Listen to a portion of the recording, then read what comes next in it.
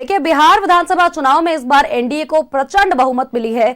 202 सीटें एनडीए के खाते में गई है। जनता ने इस बार खूब विश्वास जताया है और इस बार का जो मत प्रतिशत रहा उसने सबको चौंकाया और सबसे ज्यादा नतीजों ने इस बार चौंकाया है। और इसके बाद जश्न का माहौल एनडीए कार्यकर्ताओं के घर में, कार्यालय में लगातार देखने को मिला।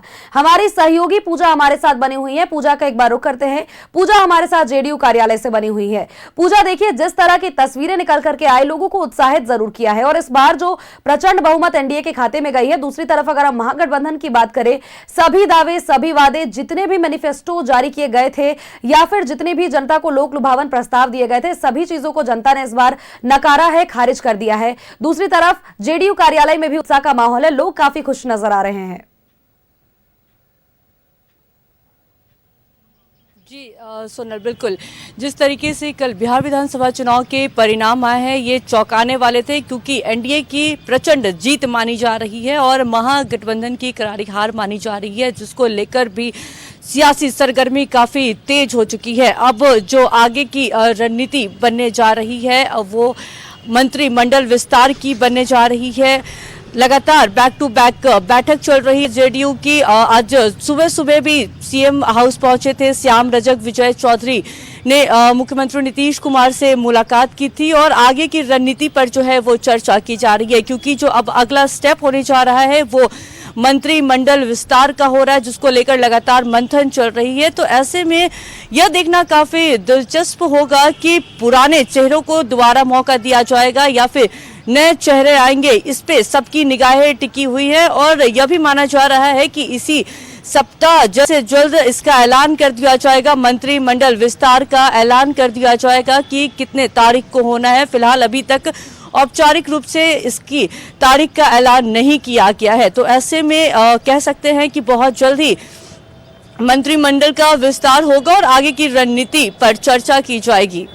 पूजा, अगर हम बात करें, देखिए, इस बार जिस तरह से जीत हुई है और एनडीए की जीत हम कह लें महाजीत हो गई है। और दूसरी तरफ अगर हम बात करें इंडिया गठबंधन की, तो इंडिया गठबंधन ने भी अपनी रणनीतियां जरूर बनाई थी, जनता के जन जन के पास पहुंचे हैं। हालांकि देखिए, चुनाव प्रचार प्रसार में कांग्रेस की रफ्तार थोड़ी धीमी जरूर देखने को मिली, क्योंकि छठ पूजा के बाद प्रचार प्रसार की शुरुआत की गई। लेकिन तेजस्वी यादव जो एकमात्र चेहरा, आरजेडी का बड़ा चेहरा जो माना जाता है, वो लगातार प्रचार प्रसार में जुटे हुए थे। एक दिन में उन्होंने 17 सभाएं, 18 सभाएं, रोड शो, सब कुछ किया। लेकिन पूजा, सवाल यह उठता है कि चूक कहां पे हुई? क्या रणनीति बनाने में चूक हो गई? क्या समीकरण को समझने में चूक हुई? या फिर देखिए, जिस तरह से सीटों का बंटवारा हुआ, क्योंकि शुरुआत से ही यह देखने को मिल रहा था कि भीतर खाने खूब हलचल चल रही है। विरोधी दल अगर हम बात करें तो एनडीए से लड़ने की जगह आपस में ही ये महागठबंधन के लोग लड़ रहे थे। जहां से आरजेडी ने प्रत्याशी उतारे, कांग्रेस ने भी वहीं से उतार दिए। फ्रेंडली फाइट कई जगहों पर देखने को मिला, जिसने जनता को इस बार खूब कंफ्यूज किया है। तो अगर कुल मिलाकर के हम कहें तो जनता ने इंडिया गठबंधन को नकारा है या फिर जनता इंडिया गठबंधन को इस बार समझ नहीं पाई, यह बड़ा सवाल हो गया है।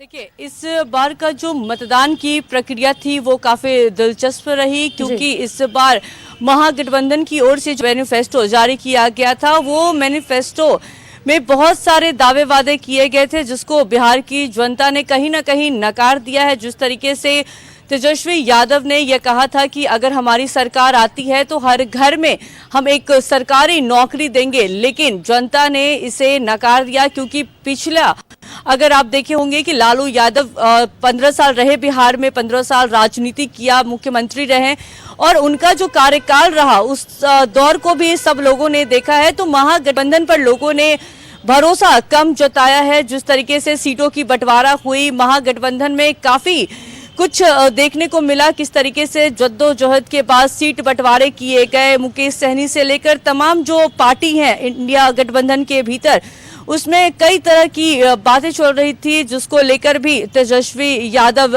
लगातार टेंशन में भी नजर आ रहे थे। लगातार जो बैक टू बैक सभाएं हो रही थी तेजस्वी यादव की, उन्होंने एक दिन में 15-15, 17-17 सभाएं की हैं, लेकिन जनता का भरोसा नहीं जीत पाए। जनता ने एक बार फिर एनडीए को ही वोट दिया, एक बार फिर नीतीश कुमार पर ही भरोसा बिहार की जनता ने जताया है, क्योंकि जिस तरीके से मुख्यमंत्री नीतीश कुमार ने बिहार की जनता के लिए काम किया है, हर वर्ग के लिए काम किया है, महिलाओं के लिए काम किया है। तो ऐसे में महिलाओं का पूरा जनादेश जो है वो मुख्यमंत्री नीतीश कुमार जी को मिला। तेजस्वी यादव से जो चूक हुई है वो यह कि वो विश्वास नहीं दिलवा पाए बिहार की जनता को कि जो उन्होंने मैनिफेस्टो में लिखा है वो बिहार के लिए करेंगे, जिसकी वजह से बिहार की जनता ने उन पर भरोसा नहीं जताया।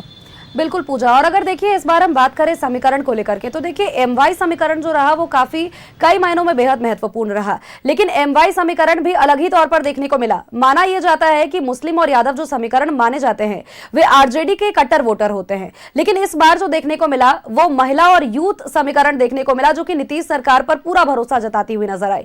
यानी कि कुल मिलाकर के ये जरूर कहा जा सकता है कि इस बार जनता बार बार कह रही थी कि हम विकास के मुद्दों पर वोट देंगे, तो विकास करवाने के लिए और बिहार को आगे बढ़ाने के लिए इस बार नीतीश सरकार को मौका दिया गया है और लगातार अब यही सरकार अभी फिलहाल 5 सालों तक चलती हुई नजर आएगी। बहुत बहुत शुक्रिया तमाम अपडेट्स, तमाम जानकारियों के लिए पूजा।